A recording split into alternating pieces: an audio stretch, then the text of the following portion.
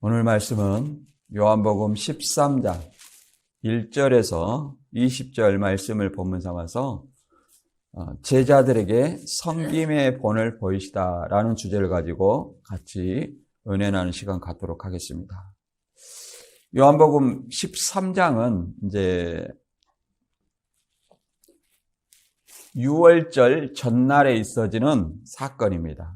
이제 유월절 전날부터 시작해가지고 그 다음날이 이제 유월절 양을 잡을 날이고 예수님이 십자가에 예수님께서 유월절 양으로 돌아가시는 날이죠.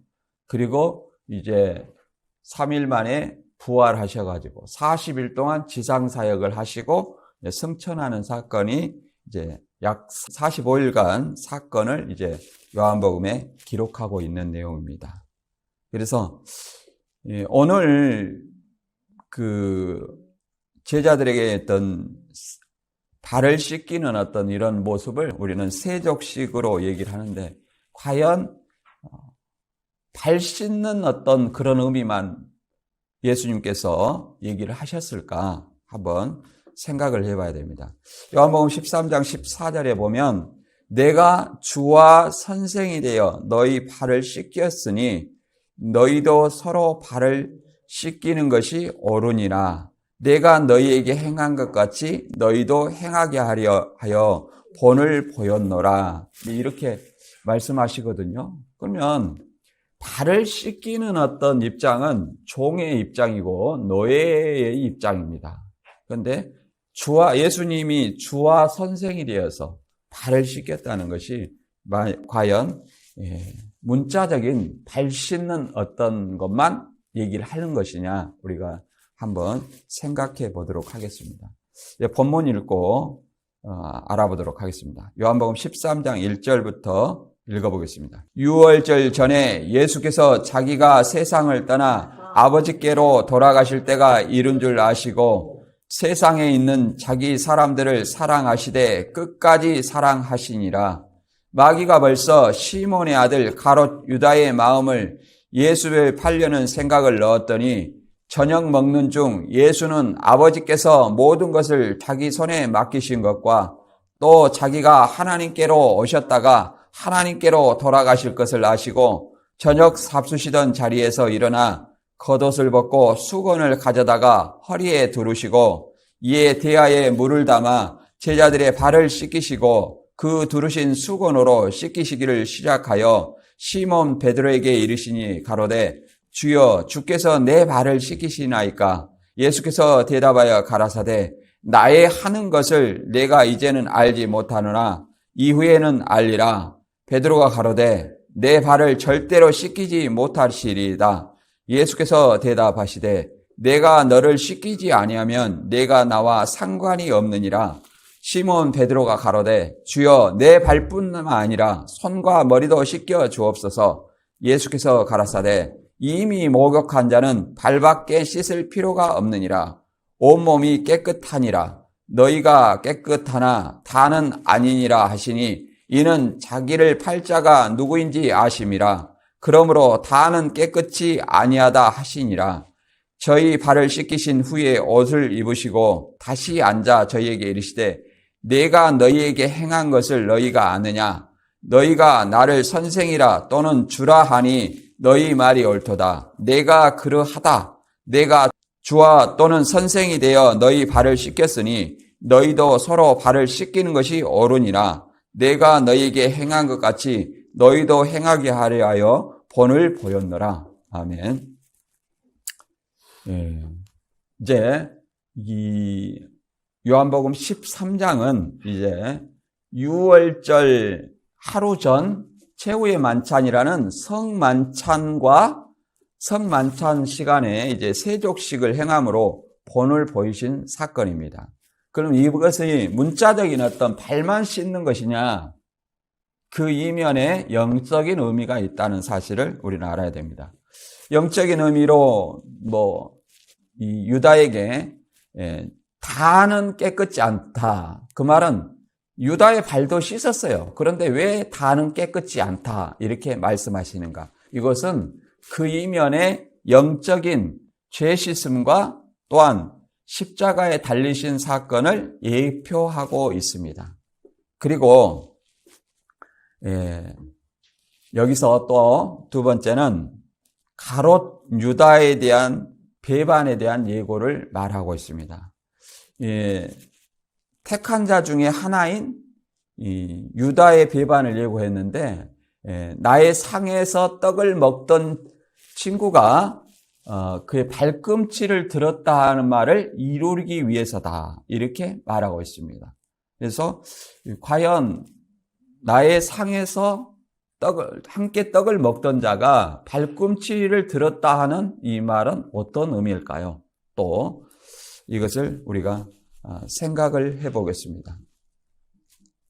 본문 배경을 먼저 살펴보면 요한복음 12장에서는 이제 유월절 엿새 전에 베다니 나사로 집에 올라갔으며, 이제 그 이튿날 어린 나귀를 타시고 예루살렘에 입성하셨습니다.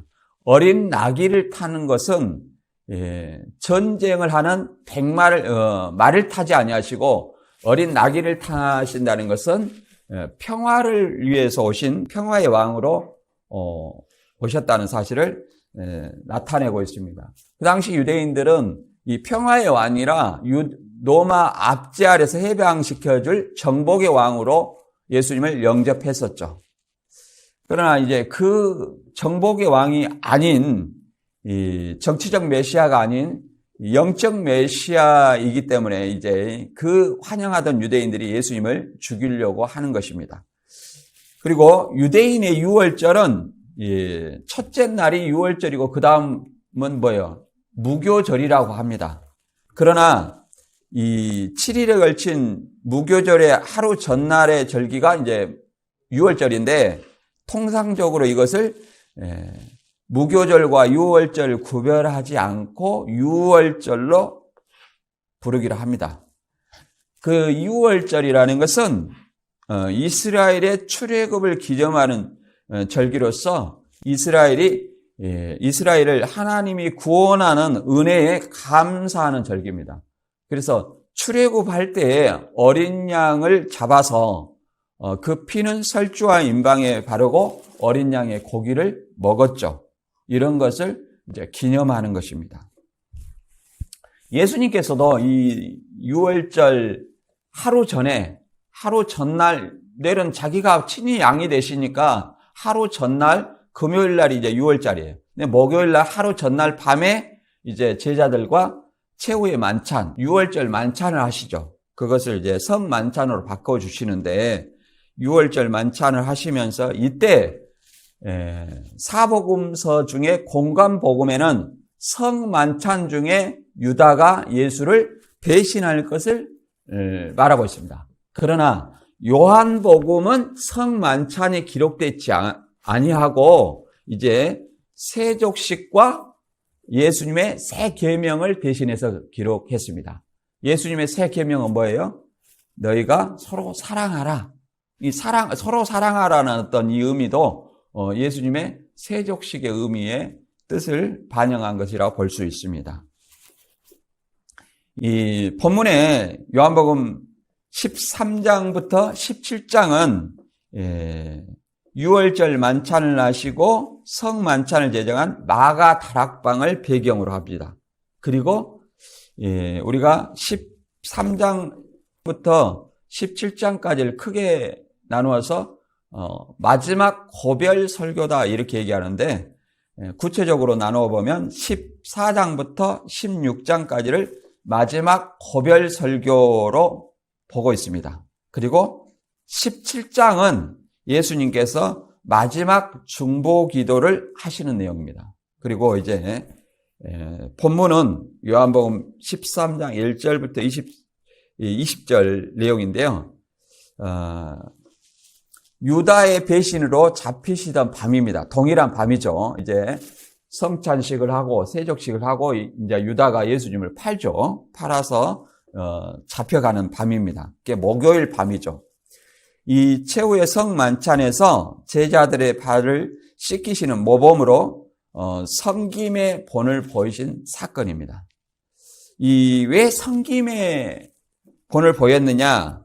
그 배경에는 제자들이 서로 하나님 나라의 왕국에서 누가 더 높냐 이런 것을 논쟁하는 어떤 그 사건으로 인해서 그 제자들의 태도를 바꾸어 주기 위함입니다.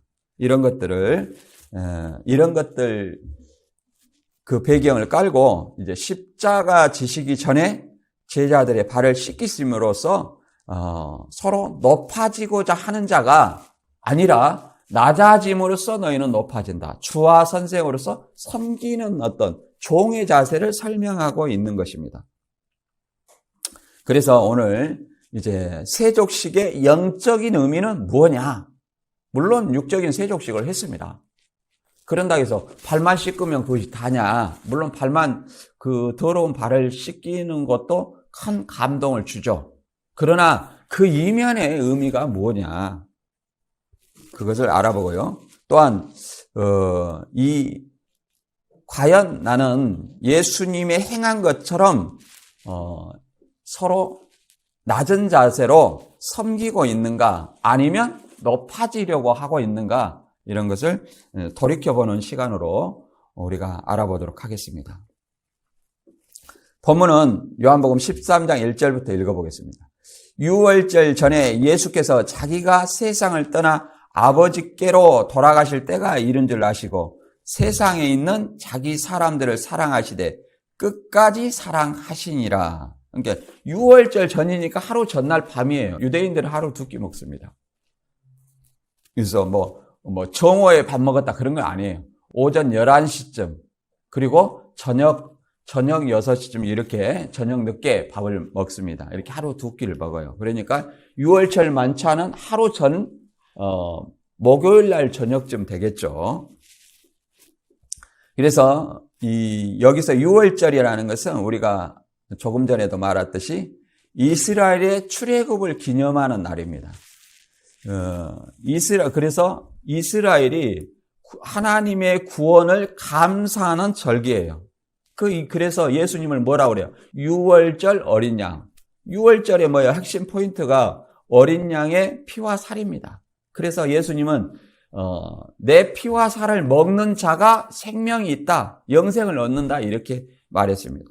육적 이스라엘은 어린 양의 피를 문설주와 임박에 바르고 살을 먹는 자가 죽음의 재앙을 넘어갔고 출애굽할 수 있었습니다. 그래서 이제 그 출애굽에서 첫 절기 유월절 어린 양을 먹은 그 사람들이 육적 이스라엘의 시작이었습니다. 출애굽의 시작이었어요. 그런 반면 이제 예수님께서 유월절 만찬을 바꾸어 가지고 성만찬으로, 유월절 만찬, 성만찬이라는 것은 뭐예요? 빵과 포도주입니다. 이게 성만찬이에요. 이게 새 언약이고, 새 언약이 계시록이라는데 계시록은 새 언약이 아니에요. 그냥 예언이죠. 예언을 기록한 서신서지 새 언약이 아니에요. 새 언약은 유월절 만찬을 성만찬, 곧 떡과 포도주로 새 언약을 세우시고 이걸 기념하라고 했습니다. 그래서 이 기념하는 사람들, 예수님의 죽음을 기념하는 사람들이 뭐예요? 영적 이스라엘의 시작, 곧 그리스도인의 시작입니다. 언제까지? 예수님이 오시기까지 그것은 계속 유효합니다. 그러나 교주들은 예수님이 왔기 때문에 그 포도주와 떡을 안 먹죠.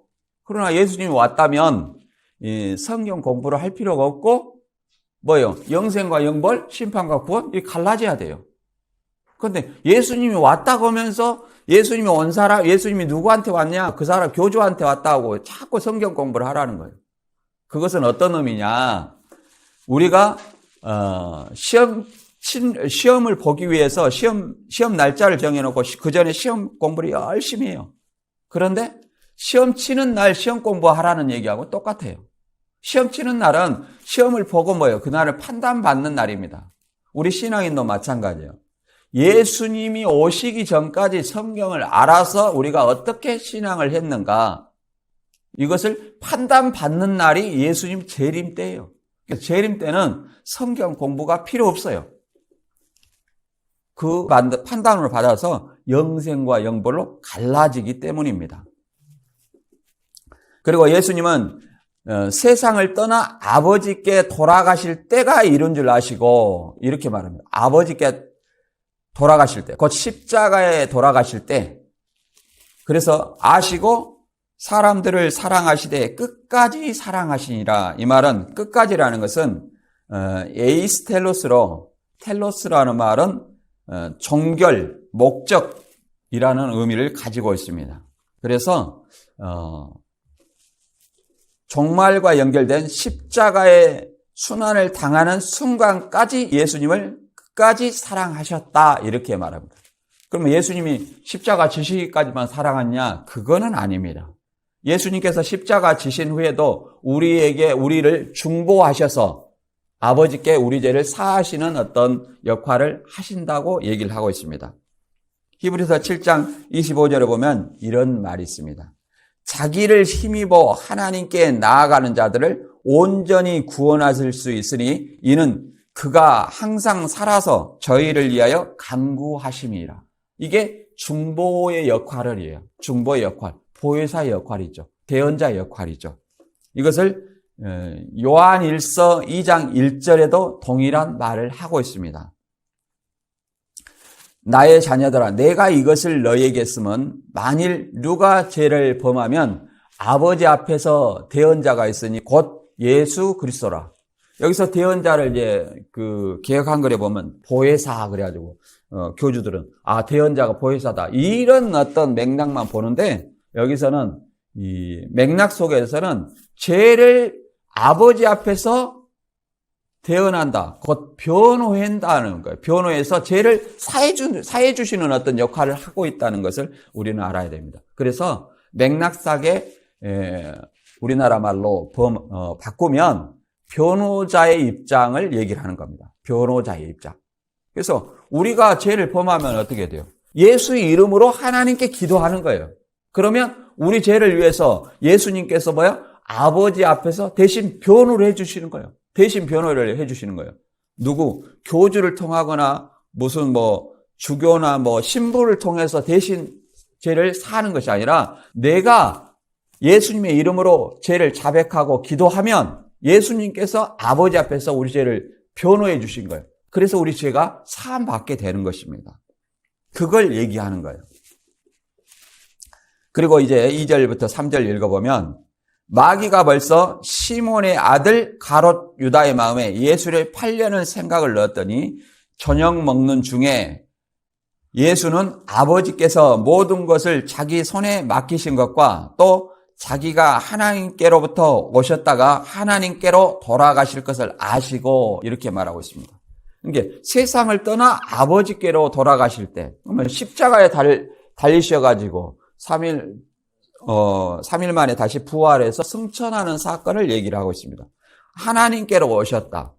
그러니까 이 하나님의 아들, 요셉의 아들은 육신의 몸이고 뭐예요? 하나님께로 오셨다는 것은 하나님의 보내신 자, 하나님의 아들이라는 의미고 아들이기 때문에 다시 이제 십자가에 돌아가셔서 승천하실 것을 얘기를 하고 있어요. 하나님께 돌아가실 것이다. 이렇게 말하고 있습니다. 이것을 예수님의 하나님께로 오셨다는 것은 예수님의 하나님의 아들이고 하나님이라는 거예요. 그리고 이 세상으로 오시는 것은 인자로 오셨어요. 뭐 때문에? 속죄 6월절 어린 양 속죄를 드리기 위해서 인자로 오신 거예요. 사람으로 오신 거예요. 이걸 빌립보서 2장 6절에서 8절까지는 하나님과 사람에 대해서 분명하게 설명하고 있습니다. 빌립보서 2장 6절 읽어보겠습니다. 그는 근본 하나님의 본체시나 하나님과 동등됨으로 취할 것을 여기지 아니하시고 이렇게 말합니다. 그는 근본 하나님의 본체시예요. 하나님이라는 거예요. 그리고 본체시나 하나님과 동등됨을 취할 것으로 여기지 아니하시고 하나님과 동등한 하나님이지만 성부와 같은 동등한 하나님이지만 그 취할 것으로 여기지 아니하시고 오히려 자기를 비어 종의 형체를 가져 사람들과 같이 되었고 사람의 모양으로 나타나셨으며 자기를 낮추시고 죽기까지 복종하셨으니 곧 십자가에 죽으심이라. 예, 우리 사람들은 뭐예요? 사람과 같이 되셨다. 그러면 하나님인데 무엇이 되셨다는 거예요? 사람이 되었다는 거예요. 이 사람은 뭐예요? 종의 형체라는 거예요. 종의 형체. 그래서 사람으로 종의 형체까지 낮아지셨다. 하나님인데 종의 형체인 사람까지 낮아지셨다. 이렇게 말합니다. 근데 이것을 비하라고 말하죠. 사람으로 나타나셔가지고 자기를 낮추시며 죽기까지 복종하셨으니 곧 십자가에 죽으심이라. 이것은 십자가에 죽은 사건, 인자로 오셔서 사람으로 오셔서 뭐예요? 성경에 기록된 대로 유월절 어린 양이요 속죄 양으로서 대신 십자가에 우리 죄를 지고 십자가에 속죄 제물이 되신 거예요. 그러므로 우리 죄가 사해진 거예요. 다른 것을 얘기하지 않습니다. 예수님은 이 사건을 통해서 미리 알고 계셨어요. 자기가 십자가에 세상 죄를 지고 하나님의 어린 양으로서 돌아가실 걸 이미 알고 계셨어요. 그래서 마태 16장 21절에서는 제자들에게 이렇게 설명하였습니다. 인자가 많은 사람들에게 고난을 받고 죽임을 받아 제3일에 살아날 것을 설명했어요. 제자들한테. 그러니까 베드로가 뭐라고 말합니까? 주여 그리 마옵소서. 이 일이 절대 주님에게 미치지 아니하겠다 이렇게 설명합니다. 그래 예수님이 뭐라고 그랬어요? 사단아 내 뒤로 물러가라 그랬죠. 네. 너는 하나님의 일을 생각하지 않냐고. 왜 사람의 일을 생각하느냐. 그 예수님도 자기가 우리와 똑같은 죄는 없으시지만 우리와 똑같은 사람이기 때문에 유언을 하고 계신 거예요. 뭘 이루기 위해서? 성경을 이루기 위해서. 그런데 제자가 하나님의 일을 생각하지 않고 뭘 생각해요? 인간의 정을 생각하는 거죠. 그래서 하나님의 말씀을 온전히 깨닫지 못했다 이렇게 말할 수 있는 것입니다. 그 다음에 이제 세족식 사건을 얘기를 하는데요. 4절부터 세족식 사건을 얘기를 하는데 11절까지가 이제 세족식 사건입니다. 여기서 저녁 삭수시다 식사하신 때 이 말은 뭐예요? 성찬식을 얘기합니다. 6월절이 금요일이에요. 6월절 하루 전날 목요일날 6월절은 뭐예요? 금요일인데 하루 전날 이제 땡겨서 6월절 만찬 곧 성만찬을 합니다. 저녁 잡수시던 자리에서 이렇게 말하는데 여기 성만찬이에요. 그러나 공간복음에는 성만찬이 6월절 만찬이 다 기록되어 있어요. 그러나 요한복음에는 성찬식이 생략되는 대신 저녁 잡수시던 요렇게 식사로 대신 되어 있고 그 다음에 세족식과 새 계명이 기록되어 있어요. 새 계명은 뭐예요? 너희가 서로 사랑하라 이런 어떤 새 계명입니다. 이 세족식과 새 계명이 대신 기록되어 있어요. 이걸 한번 읽어보도록 하겠습니다. 요한복음 13장 4절입니다. 저녁 잡수시던 자리에서 일어나 겉옷을 벗고 수건을 가져다가 허리에 두르시고 이에 대야에 물을 담아 제자들의 발을 씻기시고 그 두르신 수건으로 씻기기를 시작하여 시몬 베드로에게 이르시니 가로되 주여 주께서 내 발을 씻기시나이까. 예수께서 대답하여 가라사대 나의 하는 것을 내가 이제는 알지 못하나 이후에는 알리라. 베드로가 가로되 내 발을 절대로 씻기지 못하리이다. 예수께서 대답하시되 내가 너를 씻기지 아니하면 내가 나와 상관이 없느니라. 이렇게 말하고 있습니다. 참 이 베드로라는 사람은 참 우리가 알 수가 없어요. 정이 많은 것 같기도 하고 또 금방 또 예수님을 같이 죽겠습니다. 여기 이 성찬식과 세족식을 끝나고 이제 유다가 예수님을 팔러 가는 거예요. 그래 잡혀갈 때 뭐예요? 내가 죽으러 간다 그러니까 예수님 같이 죽겠습니다 하다가 너 잡혀가던데 너 저 제자지 예수님이 제자지 그러니까 아닙니다 하고 3번이나 부인하잖아요. 그리고 이 예수님이 물 위로 걸어가실 때 또 같이 자기도 걷겠다 이렇게 얘기를 해가지고 믿음이 약해서 의심해가지고 또 물에 빠져가는 이런 베드로를 우리가 볼 수 있습니다. 근데 여기서 이제 내가 너를 씻기지 아니하면 내가 나와 상관이 없느니라. 이렇게 말을 하고 있습니다. 뭐 육적인 어떤 유대인들은 이 샌달을 신어요. 그리고 사막이잖아요. 광야 사막이냐 샌달을 신어요. 그 영화 같은 데 보면 샌달 신고 나옵니다. 이렇게. 그래서 항상 유대인들은 뭐예요? 손과 발을 씻는 것이 이게 유대교 장로의 계명, 사람의 계명이라고 말하잖아요. 장로 유전. 그래서 항상 집에는 물동아리가 이렇게 있어요. 그래서 손님이 오면 항상 발을 씻을 물을 줍니다. 그리고 노예들이, 발 씻는 것은 누가 하냐면 노예들이 하는 거예요. 노예, 종이 이렇게 발을 씻어주는 거예요. 예. 그러니까 최고 어떤 천한 일이라 할 수 있는 것이죠. 그런데 그것을 예수님이 하신다고 하니까 베드로가 절대로 나를 씻길 수 없습니다. 그래, 주님하고 선생님 하던 그 예수님이 베드로인 자기 발을 씻고자 하니까 베드로가 말린 거죠. 그러니 예수님께서는 뭐라고 그래요? 내가 너를 씻기지 아니하면 내가 나와 상관이 없다. 이렇게 말합니다. 상관이 없다. 상관이 없다는 말은 상관이라는 것은 메로스로 직역을 하면 너는 나와 몫을 가지지 못한다. 이런 의미입니다. 그래서 메로스라는 뜻은 유산, 유업, 분깃이라는 의미를 가집니다. 그래서 이것을 다시 번역하면 발을 씻기지 않는다면 예수님과 아무런 관계가 없을 뿐만 아니라 하나님 나라의 분깃을 얻을 수 없다. 이런 의미입니다. 그러니까 육적인 어떤 발 씻었다고 해서 하나님 나라 분깃을 얻는 건 아니잖아요.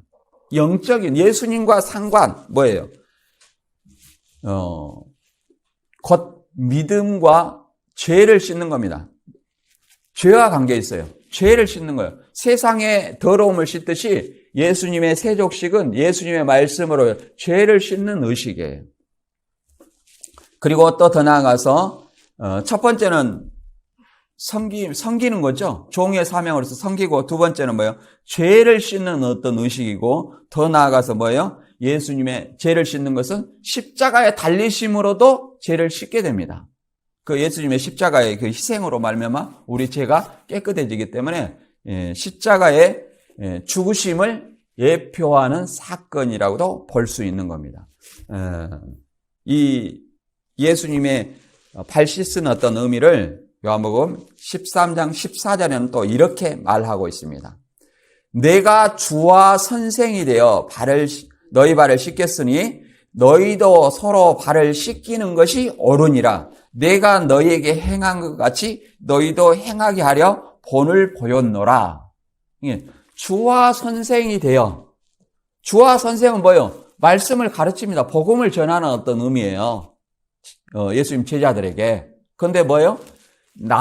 종의 신분으로 낮아지셔가지고 뭐예요? 노예나 할 수 있는, 종이나 할 수 있는 그 발을 씻기는 거예요. 이것은 물론 섬김의 의미가 있지만 뭐예요? 주와 선생으로서 복음으로 죄를 서로 씻겨주는 거예요. 복음으로서. 그래서 요한복음 15장 3절에도 내가 너희에게 이런 말로 이미 깨끗하였으니 이렇게 말하기도 합니다. 그리고 이제 두 번째 뭐예요? 죄를 씻긴 의미가 뭐냐면 요한일서 1장 9절에 읽어보면 이렇게 말합니다. 만일 우리가 우리 죄를 자백하면 저는 미쁘시고 의로우사 우리 죄를 사하시며 모든 불의에서 우리를 깨끗게 하실 것이요. 이렇게 말합니다. 그래서 예수님은 우리 죄를 뭐예요? 아버지 앞에서 깨끗하게 해주시는 거예요. 그래서 이걸 칭의라고 말합니다.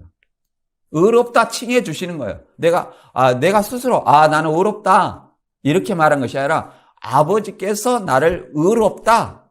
그러니까 죄가 없으니까 의롭다고 칭해지는 거예요. 그러므로 죄에서 구원받은 거예요. 십자가로. 그래서 배도 멸망 구원이 아니라 죄와 관계 있어요. 구원은 뭐와 관계 있어요? 죄와 관계 있어요. 예수라는 이름의 뜻도 뭐예요? 저희 죄에서 자기 백성을 구원할 자다. 이게 구원자라는 뜻이에요. 뭐에서? 죄에서 구원할 자다. 그리고 마지막 이제 세 번째 의미가 죄를 어떻게 해서 깨끗해 하느냐? 십자가의 죽으심입니다. 갈라디아서 1장 4절에 보면 그리스도께서 하나님 곧 우리 아버지의 뜻을 따라 이 악한 세대에서 우리를 건지시려고 우리 죄를 위하여 자기 몸을 들이셨으니 이렇게 말합니다. 그러니까 우리 죄를 위해서 자기 몸을 십자가에 들이셨다는 거예요. 제물로 들이셨다는 거예요. 그러면 구약에서는 뭐예요? 율법을 어기면 죄입니다. 그러면 뭐예요? 어떻게 해야 죄를 사함받을 수 있죠?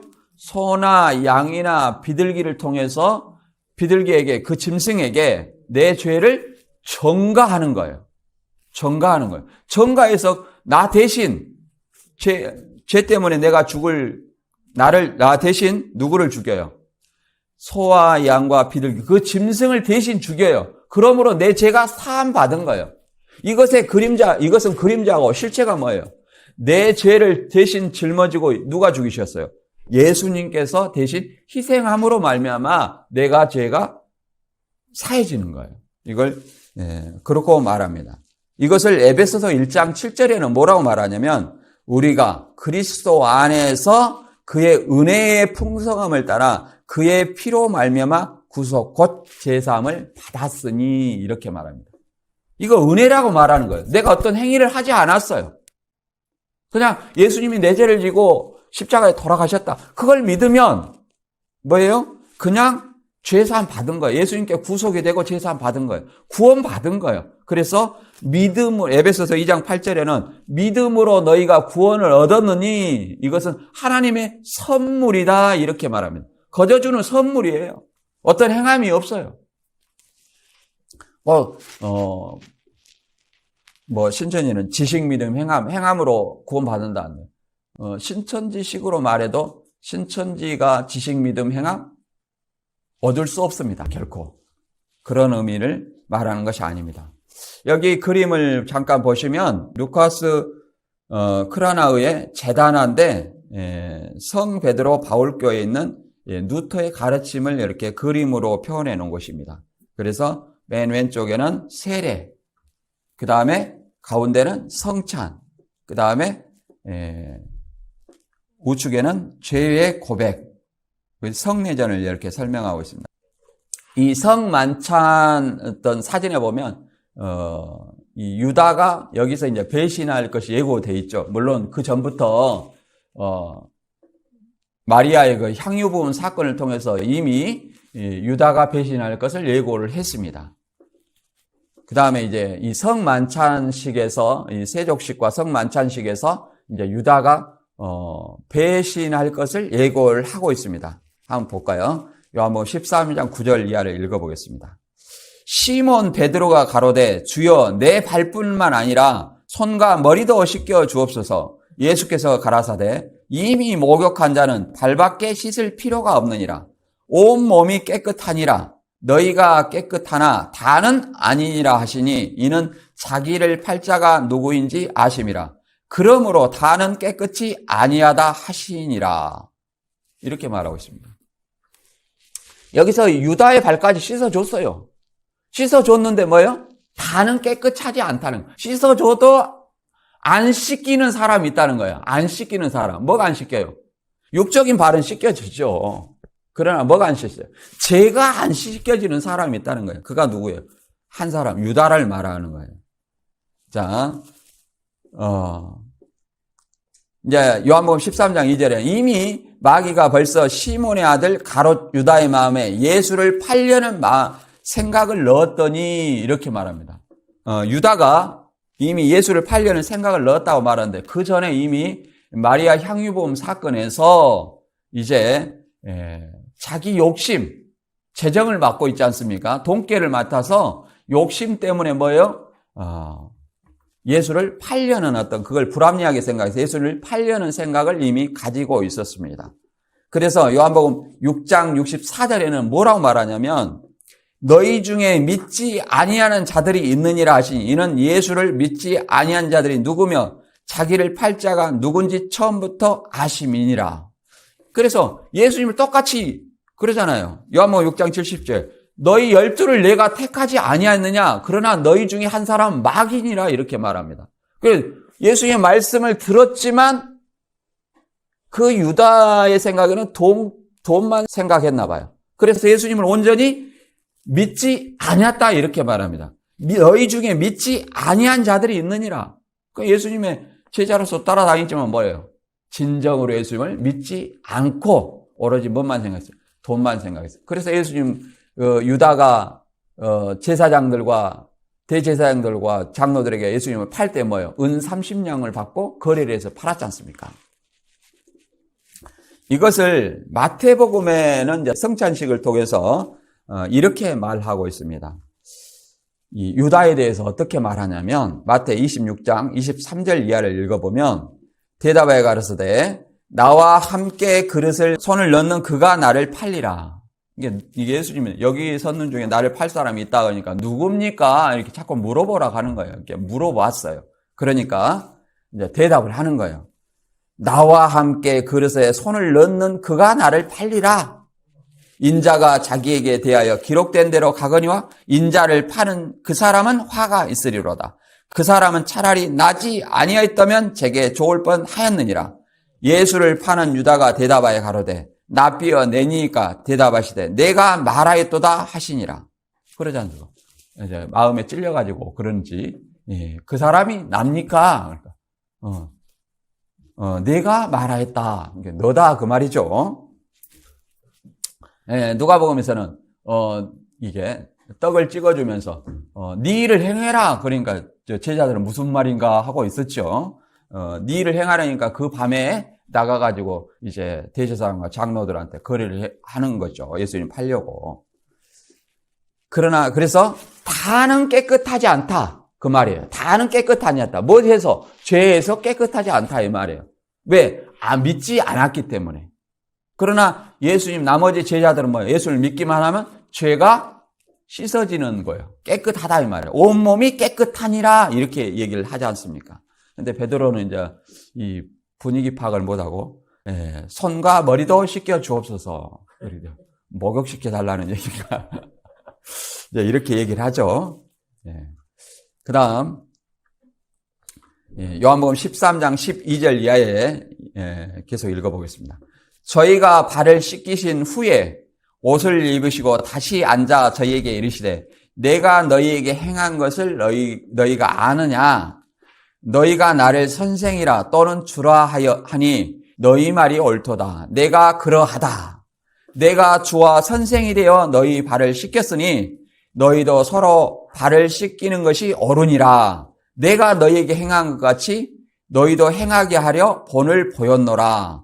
내가 진실로 진실로 너희에게 이르니 종이 상전보다 크지 못하고 보냄을 받은 자가 보낸 자보다 크지 못하니 너희가 이것을 알고 행하면 복이 있으리라. 이렇게 얘기를 합니다. 여기서 선생이라는 것은 랍비입니다. 랍비.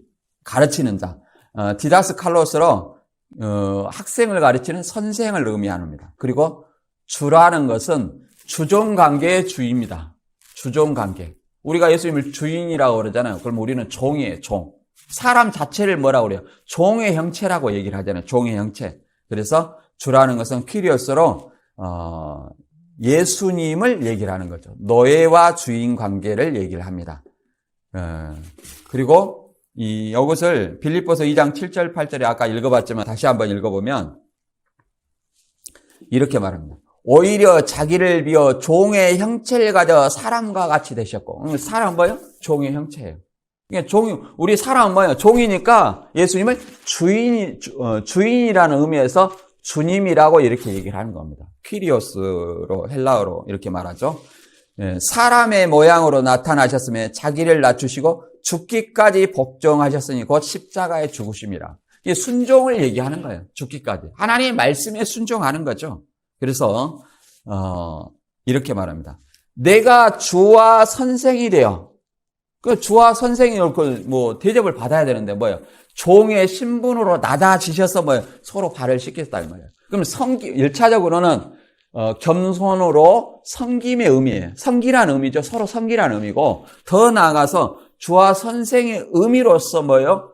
복음으로 그 예수님을 가르치라는 거예요. 복음을 전하라는 얘기죠. 그러므로 복음을 믿어야만 뭐야? 씻겨져요. 죄가 씻겨지는 거예요. 그런 사역을 하라는 겁니다.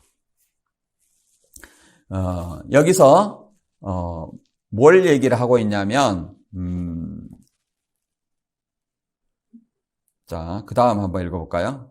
요한복음 13장 18절에 읽어보면 내가 너희를 다 가르쳐 말하는 것이라 내가 나의 택한 자들이 누구인지 암이라. 그러나 내가 떡을 먹는 자가 내게 발꿈치를 들었다 한 성경을 응하게 하려는 것이니라.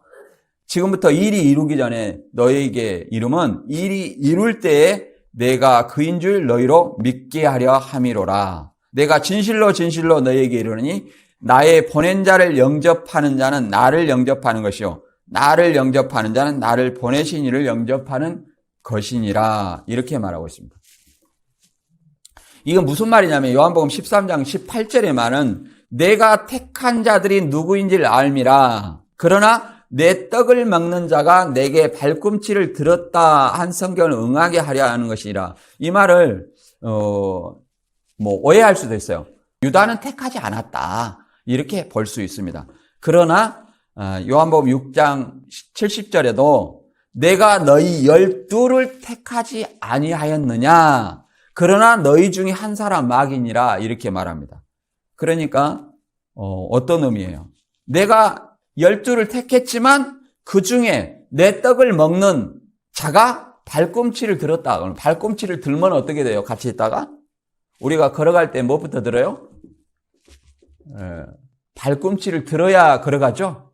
이제 떠나갔다. 예수님을 배신했다. 그러는 어떤 의미예요. 이게 시편 41편 9절을 인용해서 하는 말입니다. 그러니까 한상에서 그러잖아요. 지금 한상에서 떡은 뭐예요? 빵이죠? 그 6월절 성만찬에서 빵을 먹다가 뭐예요?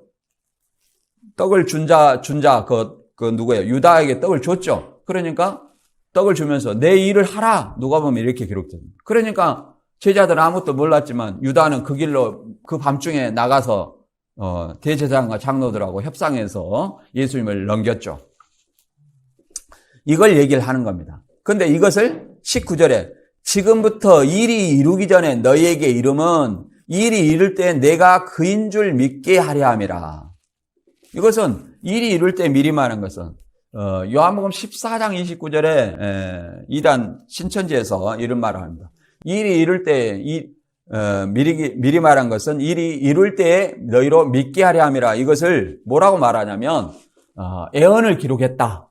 근데 애언이 이미 이룰 때에 믿게 하기 위해서다. 그 말이 맞죠. 실상으로 나타날 때 믿게 하기 위해서. 근데 하나님이 애언을 이루는 것은 하나님이에요. 유다 자신이 한 건 아니잖아요. 유다 자신이 성경이 기록된 대로 사단이 그 마음을 넣어서 그렇게 항한 거잖아요. 물론 자기 욕심도 있었지만 성경을 이루어 가는 거잖아요. 그러니까 애언을 이루는 것은 사람이 이렇게 12 넣어갖고 베드로 누구 이렇게 12를 세워가지고 모방한 것이 이루는 것이 아니에요. 하나님이 애언은 하나님이 이루어 가시고 그 이룬 것을 우리는 보고 믿는 거예요. 사람이 모방해갖고 그걸 이루었다? 그것을 얘기하는 것이 아닙니다. 모방은 모방일 뿐이지 성경을 이루는 것은 아니다. 그래서 여기서도 이 13장에 일이 이르기 전에 너에게 미리 말한 것은 뭐예요? 유다가 배신할 때에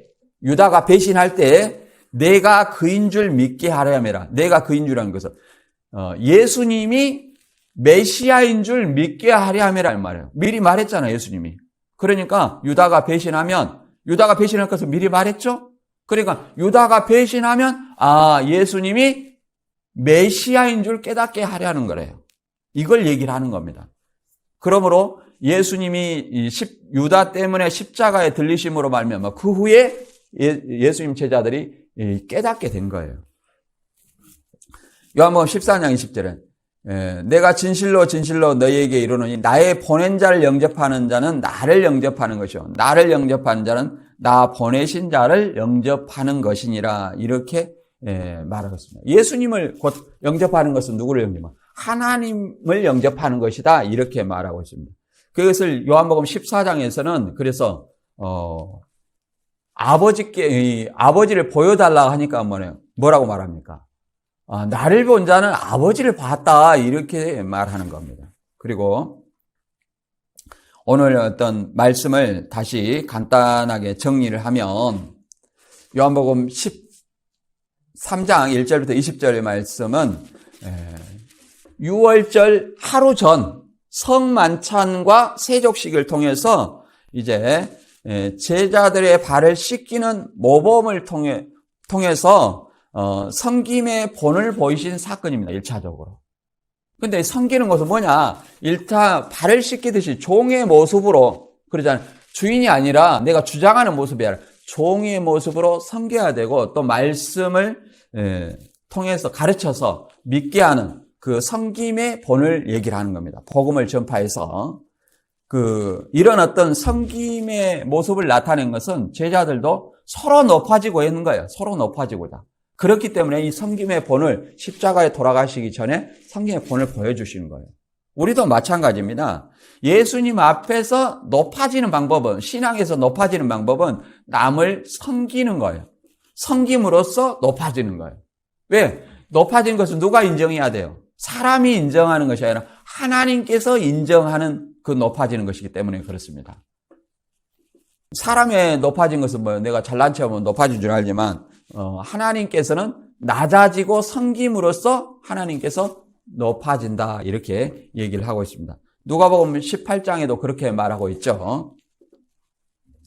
그래서 진정 요한복음 13장 34절에는 뭐라고 말하고 있습니까? 한 구절 읽어보고 정리하고 마치겠습니다. 새 계명을 너희에게 주노니 서로 사랑하라. 내가 너희를 사랑한 것 같이 너희도 서로 사랑하라. 너희가 서로 사랑하면 이로써 모든 사람이 너희가 내 제자인 줄 알지라. 이게 섬김의 본입니다. 그래서 성경은 크게 두 가지밖에 없어요. 하나님 사랑, 이웃 사랑. 이 두 가지밖에 없습니다. 그래서 저와 여러분이 이 말씀처럼, 예수님의 주신 말씀처럼 종의 신분으로서 서로 섬기는 저와 여러분이 되시기를 바랍니다. 오늘 말씀 여기서 마치겠습니다.